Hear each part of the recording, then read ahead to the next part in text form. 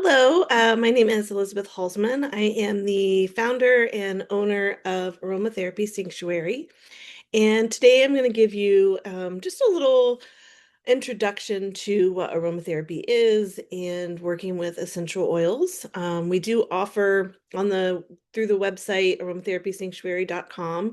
There are three different levels of online training that you can take for certification in aromatherapy, level one, level two, and level three. And you can access those again on the website, just looking under trainings and just clicking on the one that you're interested in. But today we're going to just do just a brief kind of intro to aromatherapy. If you're not familiar with me, again, my name is Elizabeth Halsman, and I have been working with oils um, since about, let's see, my son is going to be 16. So around 2008 is when I really started to get into the oils. I was pregnant with my second kiddo, and I had a young toddler at home as well. And one of my good friends was an aromatherapist, Jen Kanoth, whom I love. And she encouraged me to start cleaning with essential oils. And I had kind of used them some before, maybe just here and there for scent. And when I was younger, we used tea tree oil for like cuts and scrapes and things like that. But I'd never really gotten into it. And I started using the oils to clean with at Jen's suggestion because the cleaners that we work with, and you guys have been to some of you have been to the workshops with me where we talk about this, but the cleaners that we typically have access to are filled with chemicals, carcinogens, hormone disruptors, fragrance, all these different things and additives that are just not necessary when we are or not necessary, and also not we don't want that. It's not safe for our bodies. They have a lot of toxic interactions with our physical body. If you want more information about that, you can look on Environmental Working Group. I believe it's ewg.org. You can put in the cleaners that you're using and see what their grade is, and what potential hazards or chemicals, disruptors, things like that are in them. So anyway, I started cleaning with essential oils, and I just started with like an all-purpose cleaner and um, this fabulous soft scrub that my friend Jen made, and cleaning, just regular kitchen, bathtub, toilets, things like that. And I started to notice that I really liked cleaning. Um, I started to feel good when I was cleaning. I started to be like, oh, I'm smiling and I'm like happy, and what is going on? Because I like a clean house, but I'm not necessarily one who really enjoys deep cleaning my house. So I talked to Jen and got some more information about what happens when we're using these oils and how the chemical constituents in the essential oils actually influence and change the chemical patterns in our brain. So, just a short snippet of that. Lavender, for instance, releases serotonin in the brain. And serotonin is one of the most well-known neurotransmitters. It's our transmitter that tells us that we are safe, that we're calm, that we feel content and at ease. Some of the citrus, well, all of the citrus will release dopamine, and dopamine is probably the second most well-known neurotransmitter, and that is our pleasure and also our focus neurotransmitter. So when you have dopamine, it helps you to focus on what you're doing. It also gives you that feedback of um, satisfaction, pleasure, enjoyment, happiness. And so just thinking about those two things and how they impact the brain, you can start to see how spraying and using these cleaners really can impact how we feel. And so I legitimately was changing my brain chemistry while I was cleaning my house, and I was feeling uplifted and happy. And so, with that information, I thought, I really just want to know, I want to know more. I want to know what is the story behind this? What is the science? What is the impact and the potential for what we can use these amazing little packets of nature for? So I did my own certification. That was 2012. I was pregnant with my third at that point. And I did I did level one, level two, and level three all at once. So I did 675 hours of training to get my certification at level three. And the school that I went through, that is considered a certified master clinical aromatherapist or something like that. Lots of letters and words, but basically means that I have a lot of hours dedicated to learning what we can do with the oils, what the science is, and then learning about specific oils. So that's how I got into this. I continue to do it because the potential for healing with essential oils is, it's just, we've barely scratched the surface of what we can do with these oils. In my private practice, I do oil drop therapy, where we create a custom set of oils that are used on the feet and the back. And the success rate of just that is enormous in my clients. Just seeing the level of relaxation that is achieved just through the application of these oils, and then also the healing potential of release of pent up energy that is caught in the body. Everything that we experience is stored in our body. And one part of healing is, process of talk therapy and things like that. But we also have to let that energy pattern in the body go. And so this oil drop therapy is just remarkable, and seeing the success that clients have, and also seeing for clients who have maybe MS. Have a particular client who um, could not had neuropathy in the feet and a lot of numbness from that, couldn't feel. And the sensation is actually coming back from the use of these oils because of the impact that they have on the body. So anyway, I think I got a little off topic, but just I just want you to see how incredible um, this field is, and the potential for self-healing and also assisted healing through trained aromatherapists. So, what is aromatherapy? Aromatherapy is the therapeutic use of essential oils derived from plants for physical, emotional, and spiritual well being.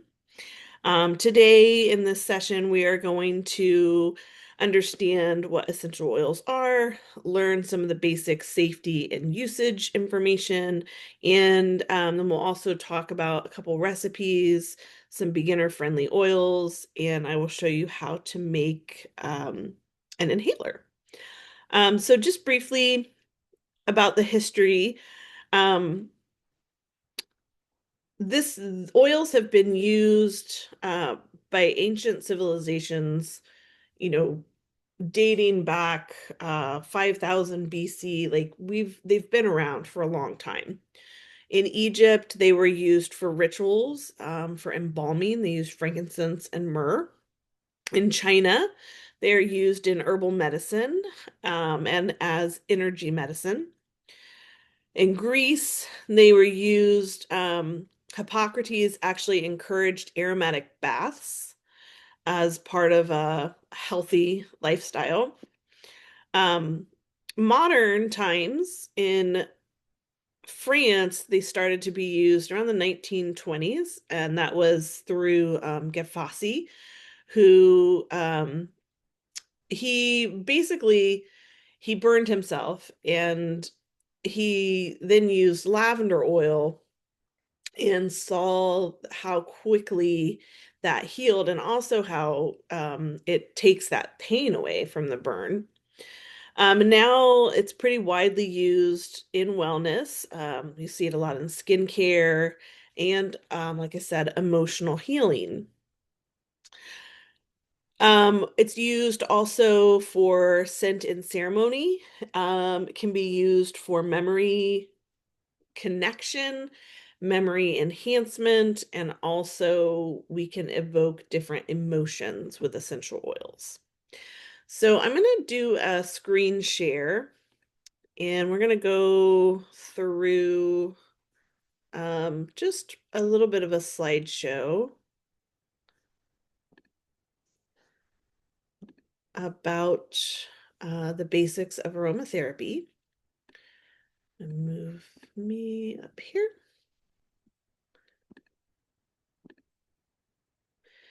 So this again, this is just my information. I am also a yoga teacher and certified Ayurvedic health and wellness counselor.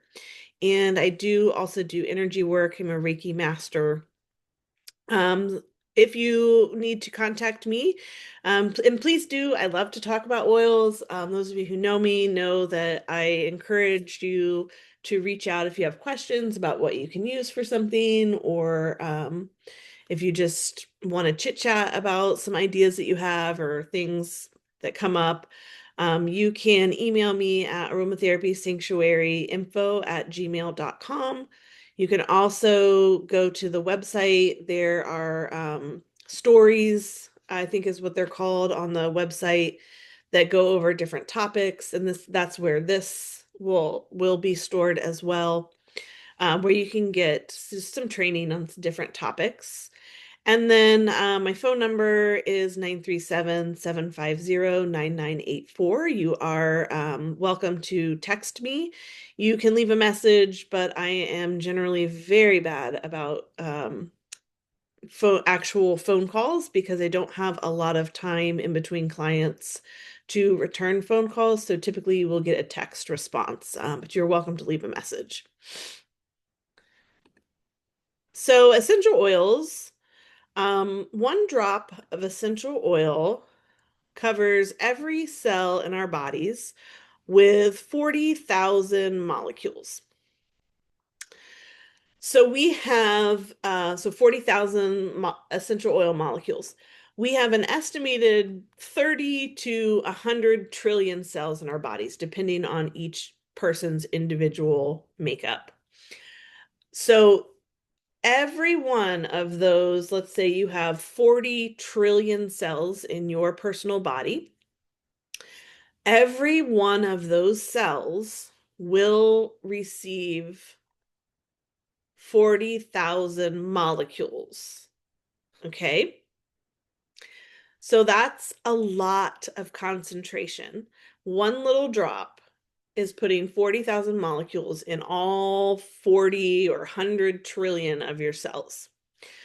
So this is why we use such caution when we're working with essential oils, especially things like cinnamon and clove, that are like the hot um, essential oils that have some of the constituents that can really irritate the skin.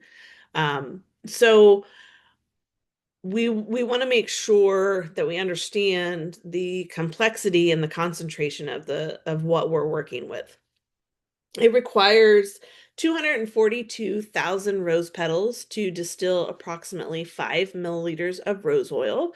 And I'll show you for reference, this is a 10 milliliter bottle. And That's going to fill about half of this. So 242,000 rose petals for just a little tiny vial of oil. It takes 6,000 pounds of Melissa plant, which is lemon balm, to distill a single pound of Melissa essential oil. And a pound, I will show you what that looks like. A pound of essential oil is approximately one of these. So 6,000 pounds to make 1 pound, excuse me, which equals around 63 pounds of plant material that goes into one of those little tiny 5 milliliter bottles, which again is half of one of these. And about 3,000 lemons are needed to distill 2 pounds of lemon essential oil. So that would be two of those green bottles.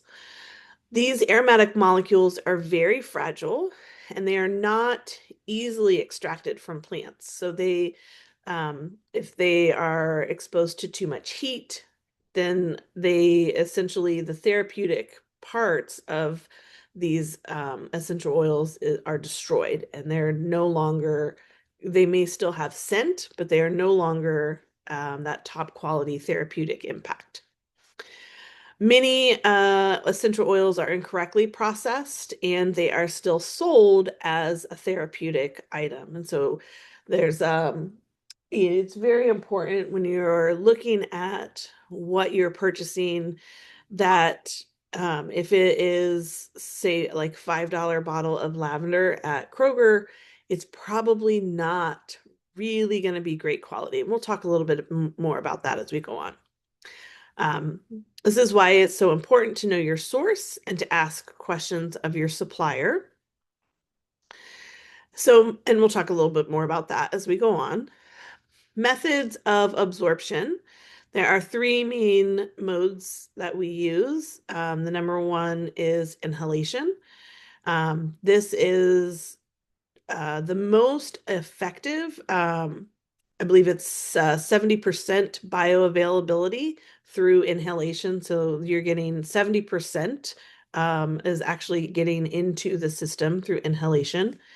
And then topical application would be the second most effective, and that is things where you're putting it like on the wrists or through massage or using a carrier, for the face or wherever you're applying it to the skin. And then the third would be internal use. This is not typically recommended. Um, when I first got into aromatherapy, this was not something that we were actually allowed to teach our students or really even to talk about.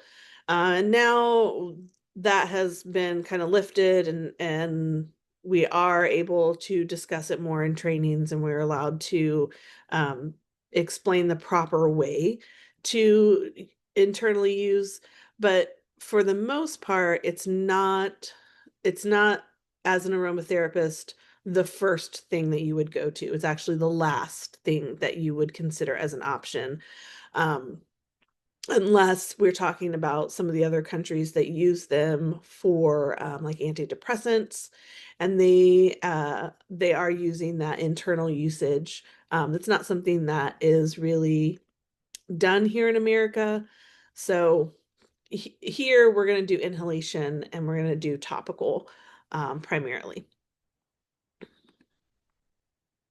So what is actually happening when we are inhaling our essential oils? So the odor molecules travel up the nose and they're trapped by the olfactory membranes and they float to the back of the nasal cavity. So here you can see you're inhaling. These are the little molecules and they're going in to the nose and they're trapped here by the olfactory membranes and they float to the back of the nasal cavity. From here, the molecules act as keys to receptor cells lining the olfactory epithelium, and they trigger responses in our limbic system. So, this is our limbic system, okay, and this is the olfactory bulb here.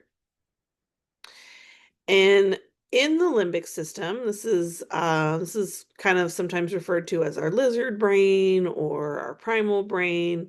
This is the seat of our vital actions, sleep, sex drive, hunger, thirst, smell. It's also connected directly to the parts of the brain that control heart rate, blood pressure, breathing, stress levels, and hormone balance.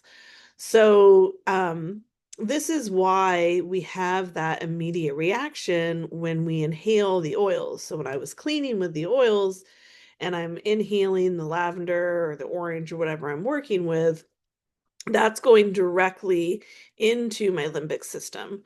The molecules of essential oils are small enough that they do pass through the blood-brain barrier as well.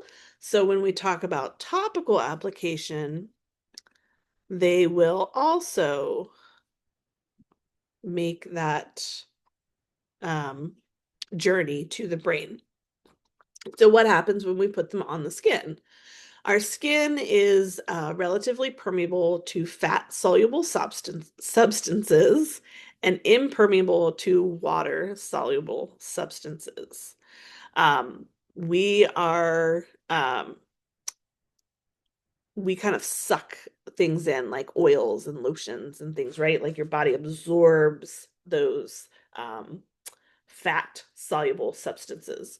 And so essential oil molecules are fat soluble. And they are also so tiny, they're so minute that when they are applied to the skin, they pass through the outer layer of the epidermis. And from here, the oil molecules pass through the dermis into the capillaries and again into the bloodstream.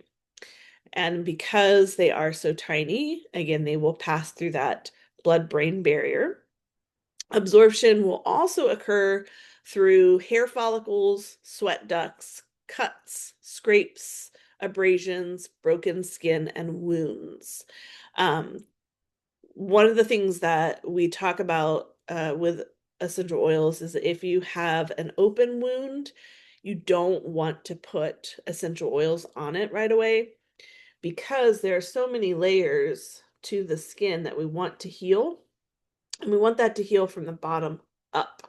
And if you put the essential oils onto that open wound, what's going to happen is the skin on the top is going to heal very quickly, but those other layers are not going to be completely healed.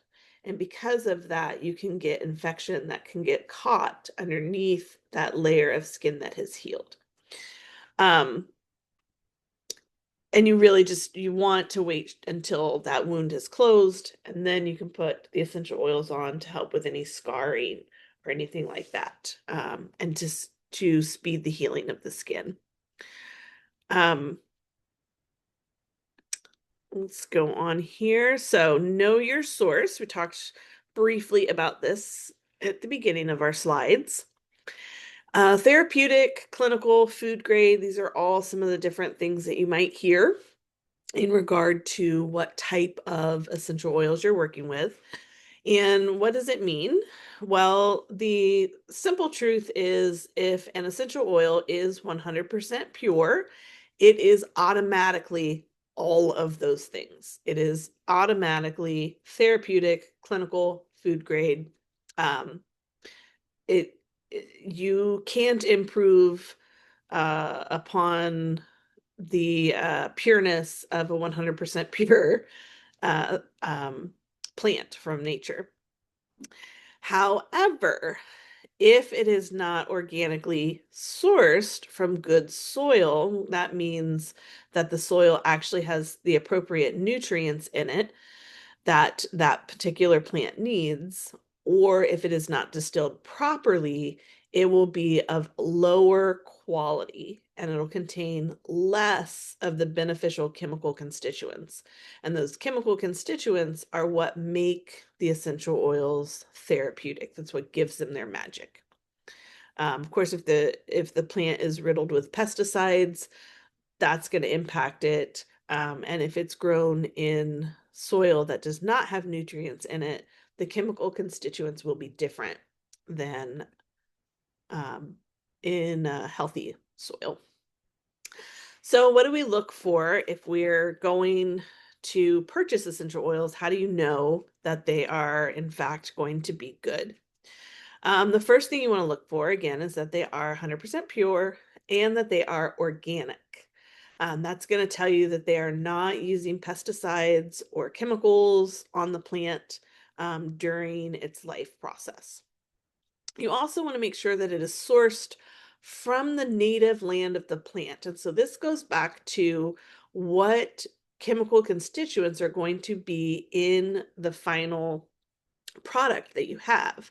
So if the plant is native to India and I grow it in my backyard in Ohio, the nutrients in the soil and the conditions in the environment are going to be extremely different. And so the chemical constituents are going to not be the same for that.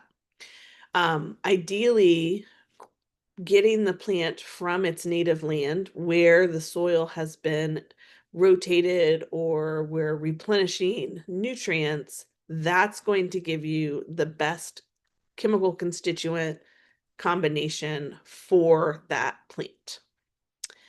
And how do we know what the chemical constituents are in the essential oils that we get? There are two tests. One is a mass spectrometry test, and the other is a gas chromatography test. And what these two show is what is actually in the essential oil that you purchase. And it'll be a sheet and it'll have different constituents. Let's say linalool, that's one that you might see. And it'll give a percentage of how much linalool is in that particular sample. And depending on which oil you're looking at, we have what are considered known good quality test results. And we compare the mass spectrometry and the gas chromatography testing to those known good quality samples. And that's how we determine, okay, this is a good high quality lavender, or this is a poor sample of lavender. So if we're talking about, well, since we're talking about lavender, you would want to see a certain percentage of that linalool in it. Say 40% is a good known quality. And if your sample is only containing 20%, that's going to indicate to you, okay, this is not maybe the best quality lavender. And those tests you should be able to get most of the time if you just contact whoever you're getting your oils from, they will give you access to those sheets. A lot of times they come with the oils that you purchase, or you can access it on the online. Um, if you ever want those from me, please just reach out and ask. I don't typically put the printouts with the oils just because it's a lot of paper and I don't really want to be sending you paper that you're going to throw away. But definitely you can reach out if you would like to see those, and I will email you copies, or if you do want a paper printout, I will provide that to you. Some of the other things to consider, and this just goes back to, again, how it's grown, the botanical origin of it, where it's at, the part of the plant that's used can make a big difference. If we're talking about cinnamon, for instance, cinnamon leaf is the only essential oil that is recommended for use on the skin. Cinnamon bark is going to be completely different, and they have similar chemical constituents, but they're different. And the way that they impact us is going to be different as well. So being mindful of the part of the plant that is used for distillation, the climate where the plant is grown, the cultivation and how it's harvested. If we're harvesting um, at the wrong, for instance, time of day, most of the oils are at their highest in the early morning. And so things like along are hand harvested because the machines crush the petals and actually you lose a lot of the oils. So they are hand harvested at like 4 or 5 a.m. in the morning when it's at that peak time with the most available essential oil. And again, the method of the oil production and the method and length of storage after production. So we always want to make sure that our oils are steam distilled. That's low temperatures, short periods of time, and that they are stored in these dark colored glass, that they are sealed, and that's going to help reduce the oxidation that can occur. And they are natural antioxidants, but they are still going to be affected by oxygenation over time. And so we just want to make sure that they're being properly cared for. After about 2 years, even a sealed container is considered no longer therapeutic. And after about a year, if it's opened, it's considered again not therapeutic at that point. I usually recommend people to use it for scent at that time. You can still diffuse it, still going to smell good, but you're not necessarily going to get the full therapeutic impact from it.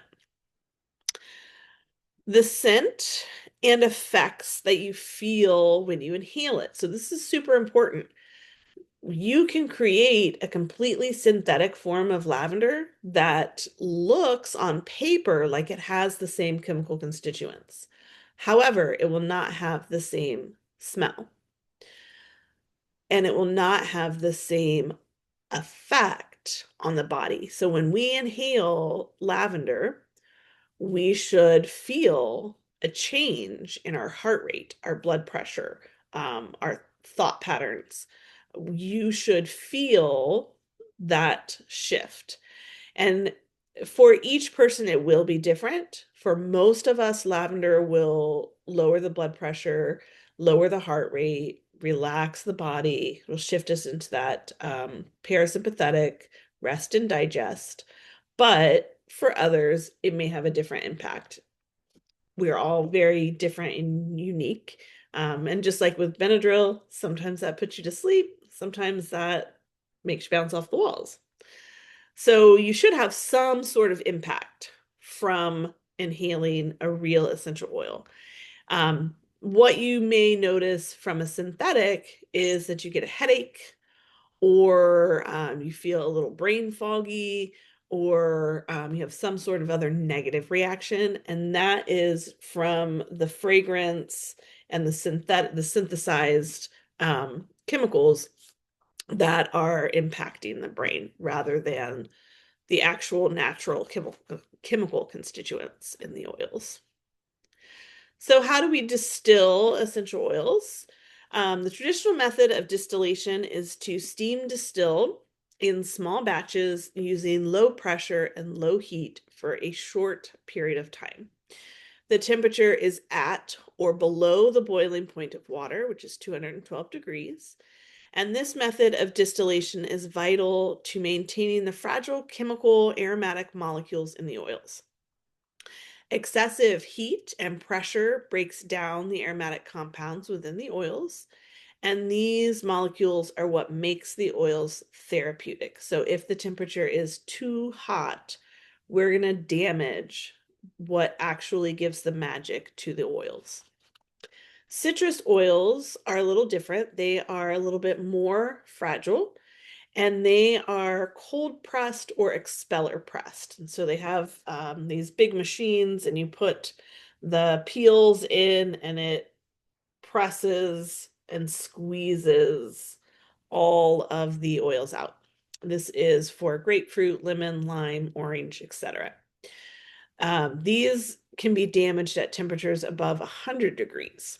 And so that machine is going to be again at that lower temperature, and we're going to press and release the oils out. You can do this on your own at home if you take any of the peels, grapefruit, lemon, lime, and you put them in the oven or a dehydrator.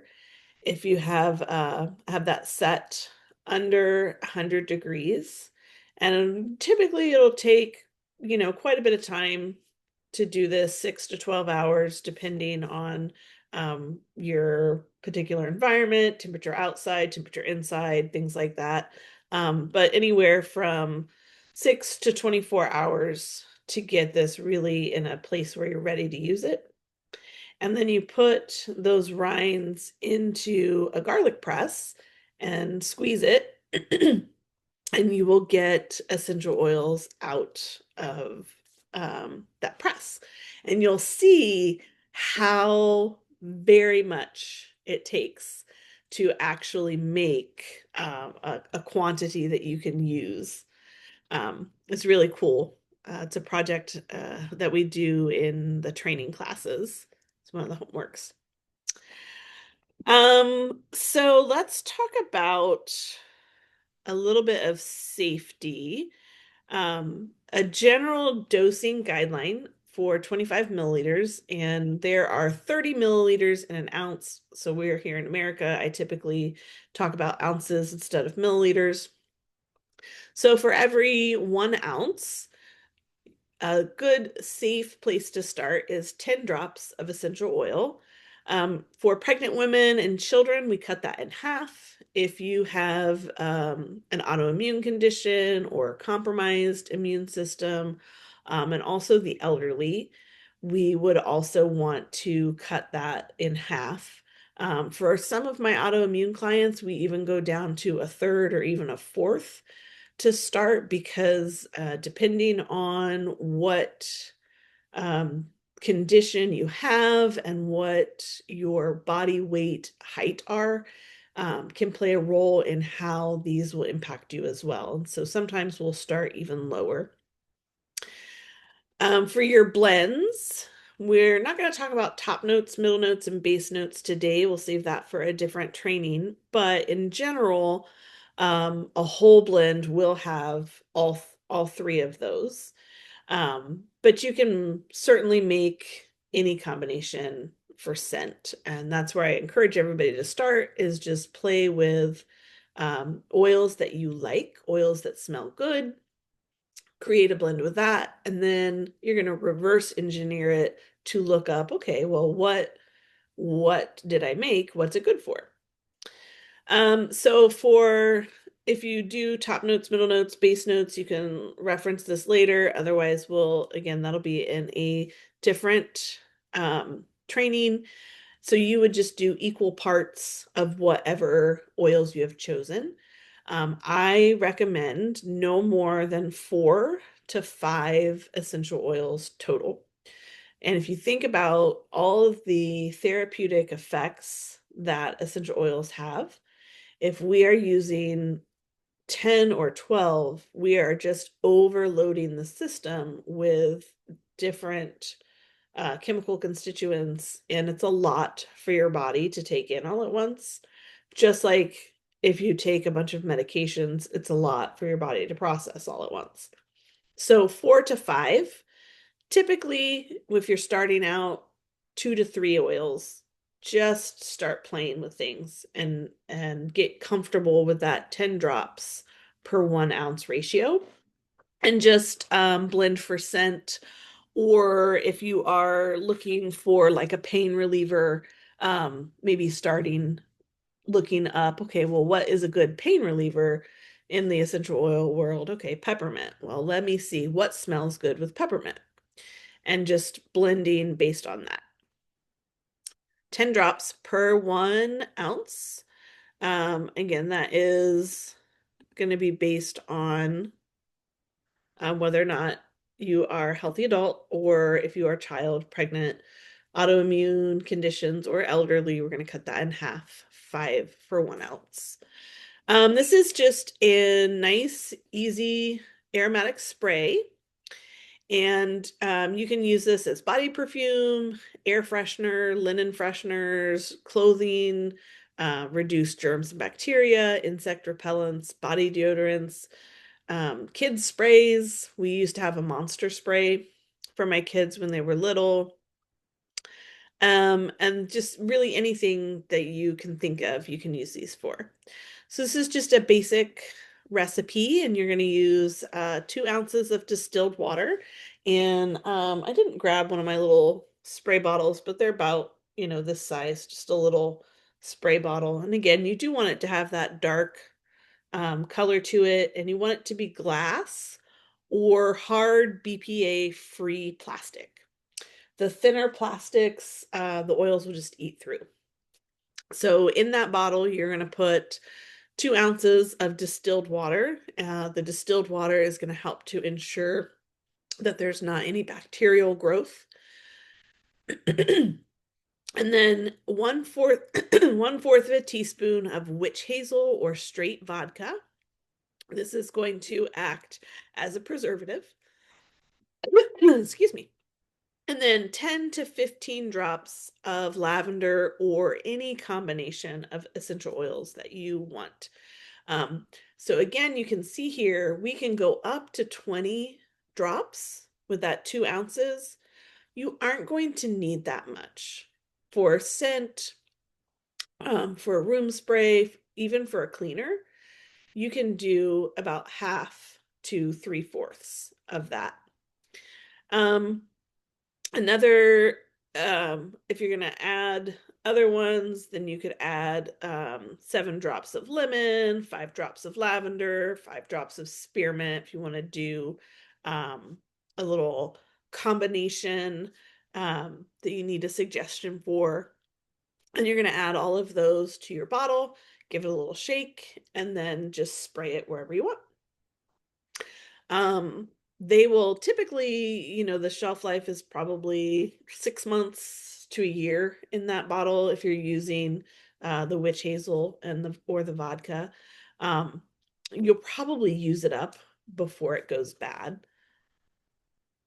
So not usually something to worry about. These are for a different workshop. And this is just a little overview of caring for your oils. Again, dark glass or BPA-free hard plastic. You want them to remain sealed until you use them. And also replacing the cap, so not leaving them sitting open because that's going to allow that oxidation to happen. Store in a dark, cool area away from sunlight, preferably somewhere between 60 to 80 degrees. Our citrus oils are going to be the most prone to oxidation. You can store them in a cool basement or a refrigerator, and that will help to increase their shelf life. And you want to discard them if they've been open for more than 12 months, or if it's been unopened for more than 2 years. I think that throwing away essential oils is like throwing away gold or breast milk. And so I recommend that you use those for scent rather than just throw them out. They're still going to have some therapeutic properties. They're just not going to be at that top peak quality. And they are not going to have a negative impact.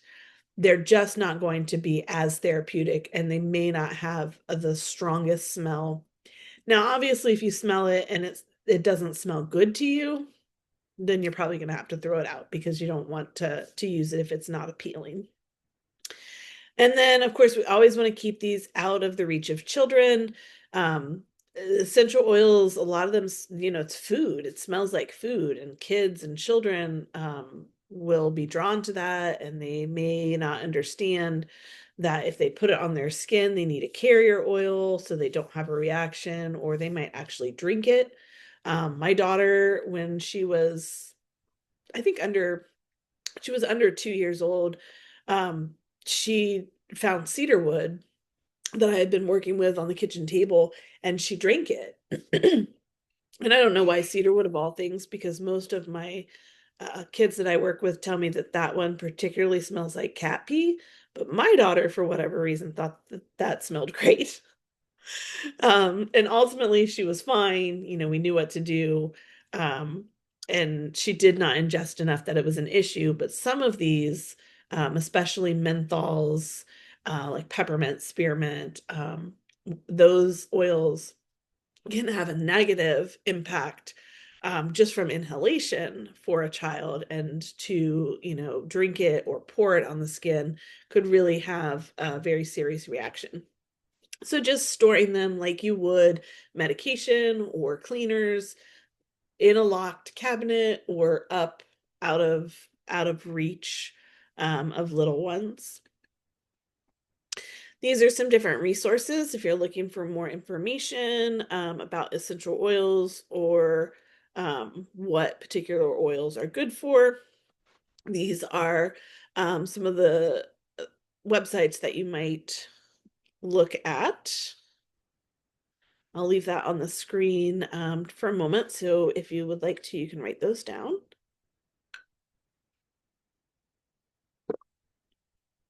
Of course, you can always pause if I don't give you enough time here. So I'm going to go ahead and stop sharing now. And let me go over, see if there's anything I missed. Oh, I wanted to give you guys some starter oils. And then we're going to make a little inhaler. So 5 oils that you might start with. These are some of the most common oils, and you probably are familiar with all of them. Lavender, of course. That one is going to be great for calming and sleep. Peppermint is going to be energizing. It also helps with digestion and nausea. Tea tree, this is going to be great. It's an antimicrobial, so it's good for skin, abrasions, cuts, wounds, sores, pimples, things like that. Lemon, this is uplifting, and it's also can be used as a cleanser. It's a natural, as a citrus, it's a natural degreaser. So it'll cut through grease, sticky, gooey things. And then eucalyptus, which is a great respiratory support and also energizing. So those are 5 oils that you might just start with if you're looking for a place to jump in to use these. I would recommend starting with those 5 oils. And you can use them, you can start to combine them, you can use them separately, but those are good ones to start with. They're good for cleaning, skin, you got everything covered there. So then I'm gonna show you guys just a little quick demo. This is called an inhaler, and it's got a couple parts to it. If we open it up, you see it has a cotton tube here in it. If I can get it out, I have to get my tweezers. And then we have a lid that has the little holes, and that goes in there, and then you're going to inhale it through the nose. So I'm going to show you how to put the oils onto our little cotton pad here. And you can just drop them directly on the top, but sometimes what happens is it'll actually go down the outside of the container. So I'm just using, these are just tweezers that I'm using. I'm going to pull this out. Very tight in there. So then I have my little cotton pad here. And I'm going to put it in a little dish. And what we're going to do, you can put it on a plate, you can put it on in a little bowl, whatever you have on hand. And then we're going to take, I'm going to use peppermint today. Some of our peppermint. And I'm going to do orange. little sweet orange. So this is a combination that I use. I keep this in my purse, um, in one in my car. So if I'm ever out and maybe I feel start to feel tired when I'm driving, or just kind of sluggish throughout the day, or I need maybe a little, maybe I'm anxious or upset. Happens to us all. So for any of those reasons, this is going to be beneficial. And I use the peppermint to wake me up, and then that orange is going to have the dopamine impact, so it's going to help me to get that mood boost. So for my little cotton pad here, you don't need to do a lot. I'm going to do about 5 drops of peppermint, and this orange is probably going to come out really fast. I'm going to do about 5 drops of orange. So I have a significant amount of peppermint on here, and I did that because I want this to really, if I'm driving and I'm getting sleepy, I really want this to wake me up. Now there's no carrier here, so we don't have necessarily that ratio that we want to work with. We're just creating an inhalation blend.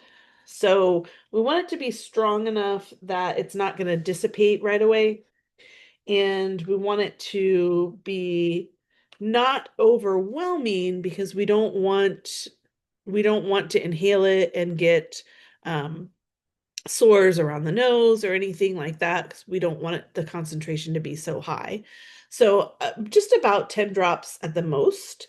You could even start with 3 to 5 and see how that works for you. We're going to put our little lid on and then make it look pretty. It looks like lipstick.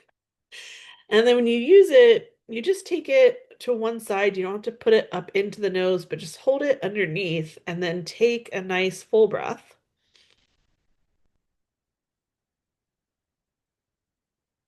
And then exhale. And we always want to do both sides.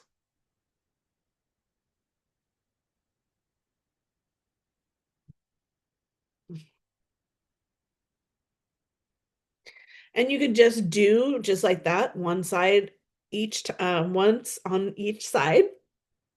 A lot of times what we do in aromatherapy is we're doing it multiple times on each side because we're working with the right left brain, and then we're also just making sure that we're getting an adequate amount into the system. So doing it 3 or 4 times would be appropriate as well. You really can't misuse something like this. You may start to feel dizzy from the breath work itself if you do too many rounds, but you shouldn't have any negative impact from actually just the inhalation.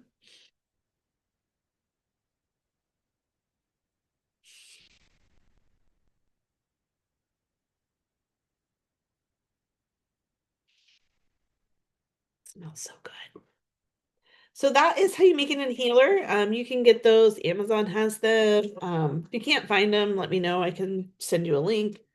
Usually they come in a pack of more than one, and you can you can reuse them. So you can buy those little cotton tubes, the little cotton wicks, and you can just get a new wick. If you're using the same scent, you can use that cotton until it's no longer, until it starts to fall apart. I do recommend that you make sure you get one that has organic cotton wicks, because you want to make sure that you're not inhaling chemicals that some of those other cotton might be filled with or soaked in. A stress relief blend. If you're looking for that, you might do just lavender, or if you're looking back at that list of 5, you could do lavender and lemon is a lovely combination. Lavender, lemon, and peppermint would be great, especially if you get migraines or headaches. That would be super helpful. If you're using it for respiratory, I would do peppermint and eucalyptus and lemon would be another great combo. So that's what I have for you guys today. I hope that this was helpful and maybe you learned a little bit. If you're interested in more information, of course, you can check out the website. You can look at some of the other stories and offerings on the website. And if you are interested in learning more, I do workshops at Day Yoga Studio. Typically, those are, like a drop-in fee, or a lot of times it's just a free demo where you can just show up and learn something, and usually get a little sample, something fun to take home. Um, There are also lots of books. If you are interested in having something to read, I do have an essential oil cookbook that has some of the basic recipes for cleaning, skincare, kids, health and wellness. So that is available on the website as well. And if you're interested in hosting a workshop, I do these in home as well. There's several different options you can choose from. Skincare, health and wellness, mom and baby, um, just cleaning. Those are some of them that are offered. And you can look at those options under events on the website. And then you can just email if you're interested in setting something like that up. And then of course we have the level 1, level 2, level 3 certifications if you are like me and you want to take a little bit of a deeper dive into learning about all of the science and the how and the why of essential oils. Thank you guys for hanging out with me. I hope you enjoyed this. I will put up my contact information again if you would like to. Whoops. Well, it helps if I choose the right thing.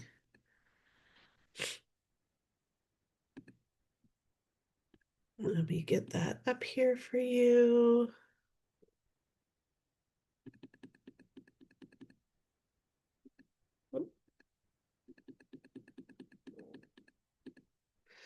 If you would like to reach out, again, you can email me, aromatherapysanctuaryinfo@gmail.com. You can contact me through the contact sheet or form on the website, or you are always welcome to shoot me a text. Thank you guys so much. I appreciate all of you, and I look forward to connecting with you.